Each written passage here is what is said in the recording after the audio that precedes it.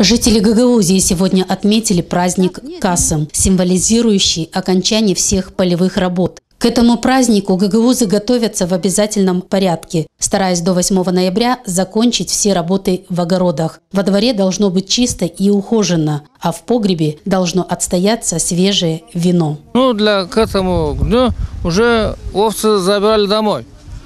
Бочка, что было вино, дома было побелено все, покрашено, чисто что было. И готовили кушать. Пришли в церковь, после церкви садились, отмечали День Дмитрия. Я, например, готовилась ночью. И сегодня только ждем гостей.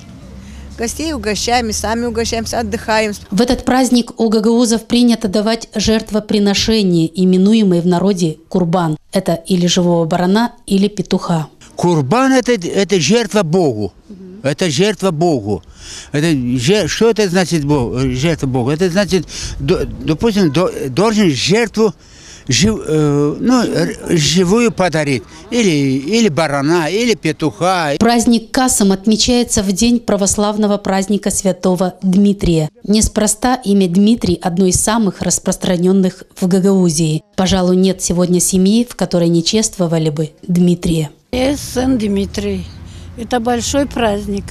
Я хожу каждый год в церковь, записываю детей всех на здоровье сегодня. И вот сегодня иду к нему домой и поздравлю его.